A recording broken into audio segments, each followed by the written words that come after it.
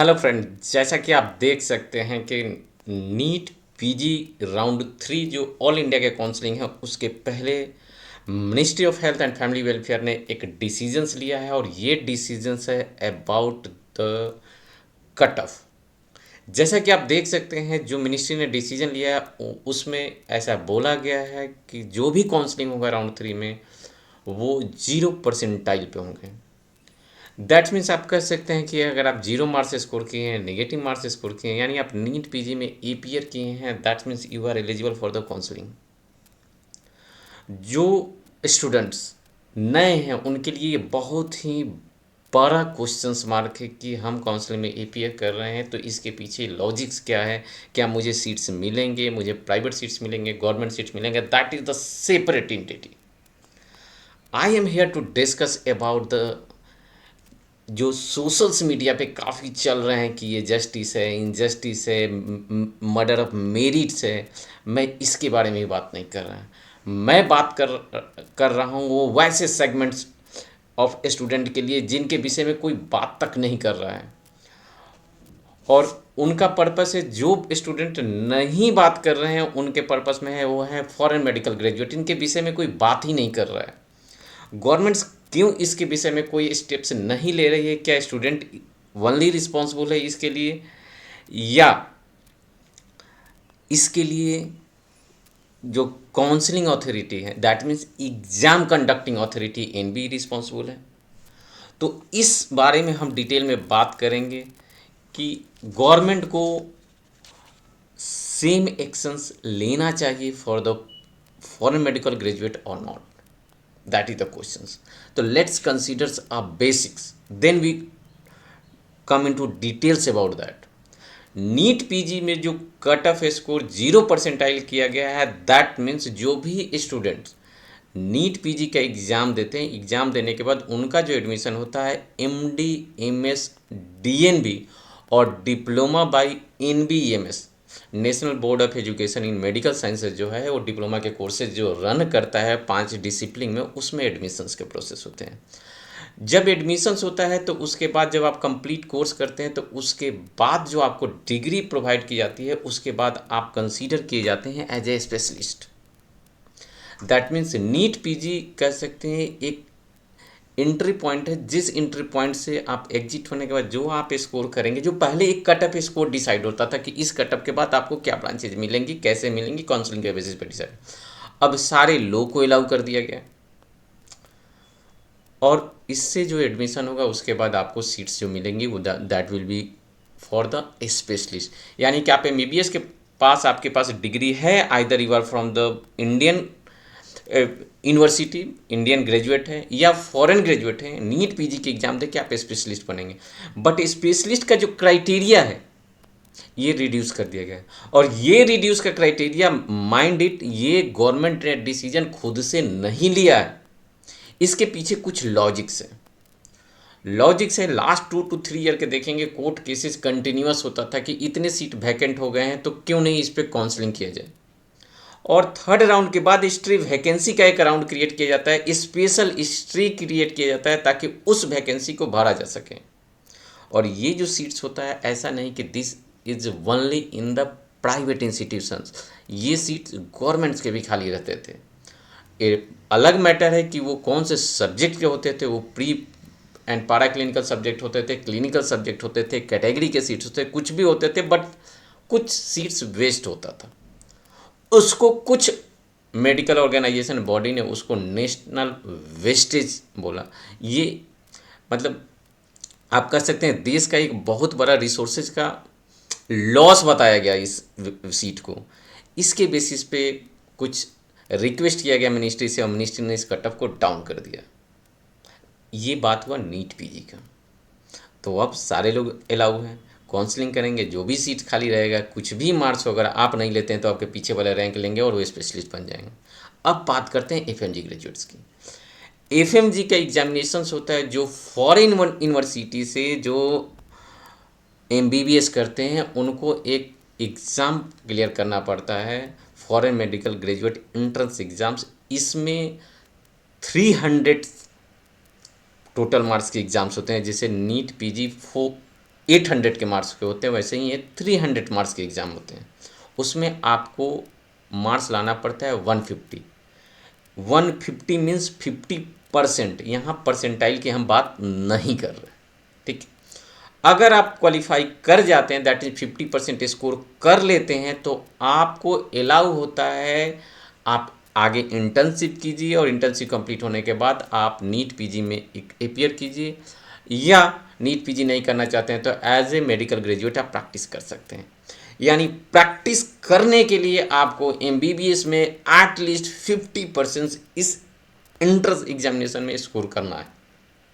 50% की बात करें, बट यही आप स्कोर कर लेते हैं और नीट पीजी देते हैं, क्योंकि इसके बाद आप नीट पीजी जाएंगे अगेन, वहाँ पे जो एज पर गवर्नमेंट का नोटिफिकेशन की बात करें तो यहाँ पे आपको कुछ भी स्कोर नहीं करते हैं, आप अलाउ फॉर द काउंसलिंग।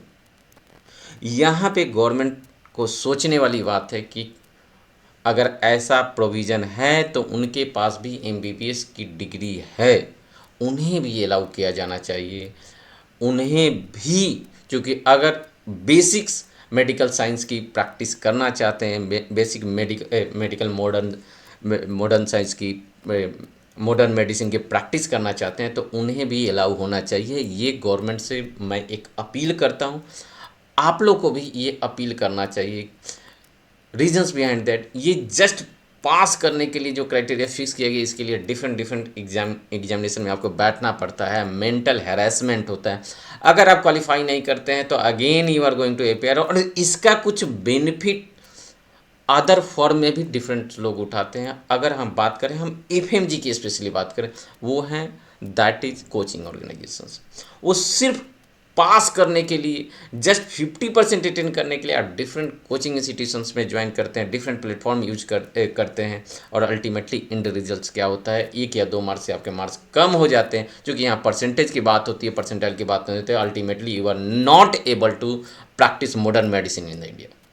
तो गवर्नमेंट को इस पर कंसीडर करना चाहिए कि अगर नीट पीजी एग्ज़ाम दे के स्पेशलिस्ट बनना है, यहाँ पे नेशनल बोल सकते हैं कि जो रिसोर्सेज का लॉस हो रहा है, तो यहाँ भी अच्छे डॉक्टर्स की कमी हो रही है। एफएमजी को भी अलाउ करना चाहिए, उनके एग्ज़ाम में अपीयर करते हैं, यहाँ पहले परसेंटाइल सिस्टम को इंट्रोड्यूस करना चाहिए, और मिनिमम टू मिनिमम एक पासिंग क्राइटेरिया को फिक्स करना चाहिए, ताकि वो करने के बाद इंटर्नशिप करें, इंटर्नशिप के बाद वो नीट पीजी दे सकें, और देने के बाद एटलीस्ट काउंसलिंग में अपेयर कर सकते हैं, जो ब्रांचेज उनको मिलता है अपने अकॉर्डिंगली रैंक ले सकें।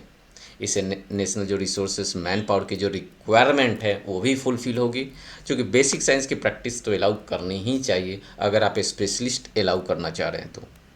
First thing. सेकेंड थिंग जो इससे क्या होगा कि जो कोचिंग कल्चर है इसके भी डाउनफॉल होंगे। अदरवाइज क्या होता है कि बाहर से अगर गवर्नमेंट की डाटा देखें तो 25,000 30,000 स्टूडेंट बाहर में जाते हैं प्रैक्टिस इसके करने के लिए, एमबीबीएस करने के लिए।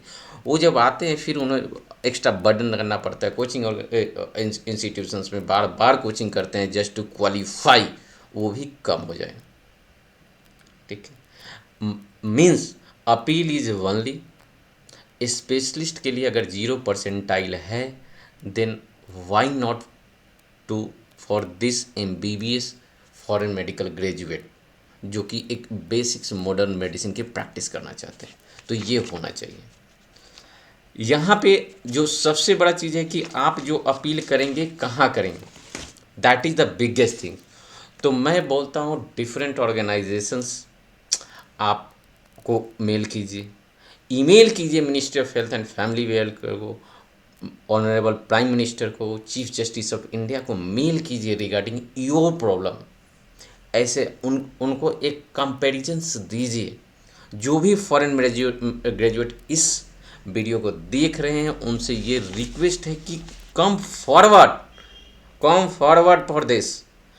एनबीई को मेल करके कोई फ़ायदा नहीं है आपको। NBE just following the order of ministry of health and family welfare, NMC इसको फॉलो करते हैं।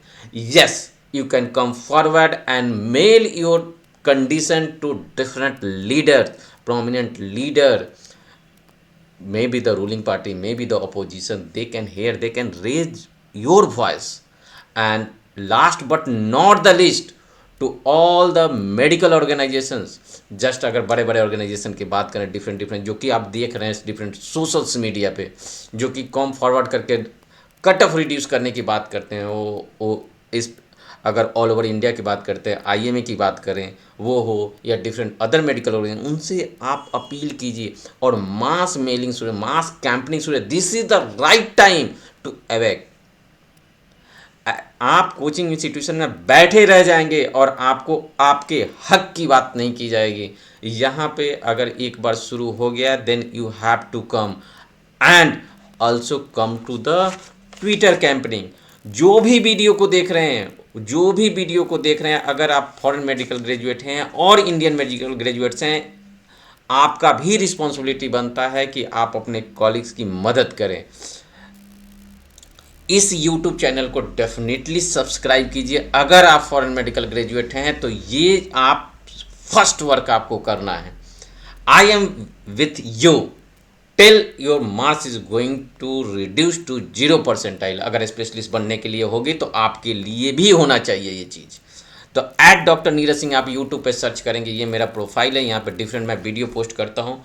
यहाँ पे आपको काउंसलिंग रिलेटेड भी वीडियो मिलेगा, जिसमें आप नीट पीजी देने के बाद काउंसलिंग करेंगे, या मेडिकल रिलेटेड कोई भी इशू आता है। जो ट्विटर फॉलो करते हैं, आप जानते हैं कि जो भी पोस्ट होता है that I am going to give the authentic post. यहाँ पे आप ट्विटर से जुड़ सकते हैं। आप देख सकते हैं ये ट्विटर मेरा प्रोफाइल है, @doctor Neeraj Singh for you. ठीक है, सब्सक्राइब कीजिए यूट्यूब चैनल को, और इस वीडियो को वो सारे अपने दोस्तों के पास जो कि ऑलरेडी पढ़ रहे हैं फॉरेन कंट्री में, या एग्ज़ाम दे रहे हैं, या ऑलरेडी एग्ज़ाम देने वाले हैं दिसंबर में, मेल कीजिए ताकि आपको भी अपना रिजल्ट देखे। Different medical organisation is working for you. यहाँ पे आपको, हाँ, अगर आप उम्मीद करते हैं कि कोचिंग इंस्टीट्यूशंस आपके सपोर्ट में आए तो you are on the wrong track. वो सपोर्ट, उनका काम है सिर्फ एकेडमिक गाइड करना, तो यू कांट ब्लेम देम। वो आपके कोर्स में रिलेटेड आपकी बात करेंगे, आपको समझाएंगे, that is their work. Different medical organisation है, उनका काम है आपको सपोर्ट करना। डिफरेंट लीडर्स हैं, उनको मेल करना। तो this is my the first video regarding this, about this. यहाँ पे जैसे ही आपका काम हो जाएगा, उसके बाद रोल आता है काउंसिलर का, कि जो भी आप रैंक करते हैं उसके अकॉर्डिंगली क्या ब्रांच मिलेंगे, उसमें मैं आपका डेफिनेटली हेल्प करूँगा। उस हेल्प में स्पेशली मैं बात करूँगा रिगार्डिंग कि कैसे आपको अप्रोच करना है, कौन से स्टेट्स को अप्रोच करना चाहिए, कौन से मेडिकल कॉलेज को टारगेट करने, कौन से ब्रांच को टारगेट करना चाहिए, ताकि आपको मिनिमम टू मिनिमम लॉसेस पे मैक्सिमम टू मैक्सिमम आउटपुट, चूँकि time is the big factor. ठीक है, उसको वेस्ट नहीं करना है। साथ साथ आप अपना पढ़ाई जैसे कर रहे हैं करते रहिए, बट गवर्नमेंट से अपील करना नहीं भूलना है। That is the key for this, and I hope and मैं उम्मीद करता हूँ कि government authority definitely come with this solution, and they may be going to reduce this percentage. So hope for the best. Thank you so much.